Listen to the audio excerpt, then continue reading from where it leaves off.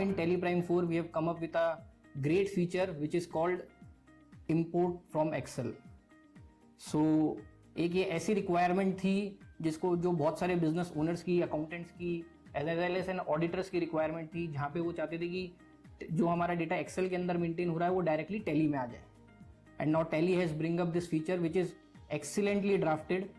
आपके पास कोई भी डेटा किसी भी फॉर्म में अवेलेबल है, आपने किसी भी सॉफ्टवेयर से डेटा निकाला हो, चाहे वो आपका एक बिलिंग पॉज का सॉफ्टवेयर हो, चाहे आपकी खुद की स्टार्टअप है और आपकी खुद की वेबसाइट है, उसका डेटा हो, आप वो डेटा निकाल के और डायरेक्टली एक्सेल के थ्रू इंपोर्ट कर सकते हैं टैली के अंदर.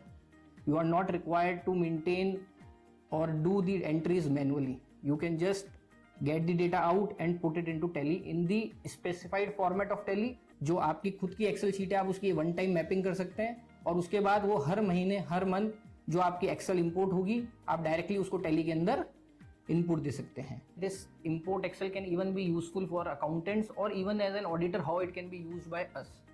So suppose there is an e-commerce operator who is doing his sales at n number of websites through using Amazon or Flipkart or Swiggy, Zomato. Now all the invoicing and all the things are maintained at the Amazon portal only. But while filing the GST returns or while doing the compliances, he needs to maintain his tally also.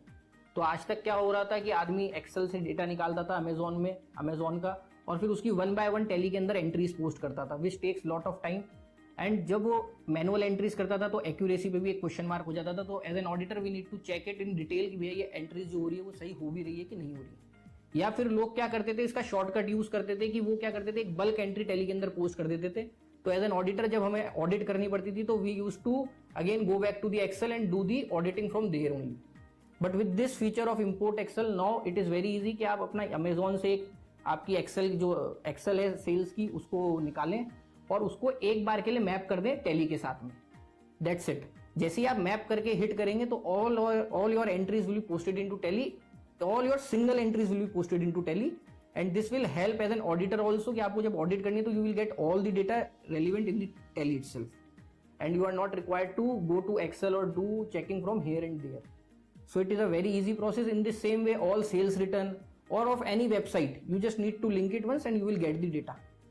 And the good point is, as soon as these entries are done, you will be able to see the details of it in the dashboard form, कि where the dashboards have been placed. तो आप अपना analytical view भी उस dashboard के through देख सकते हैं. तो as an auditor, you get very ease that all the entries which is required in the Excel gets there.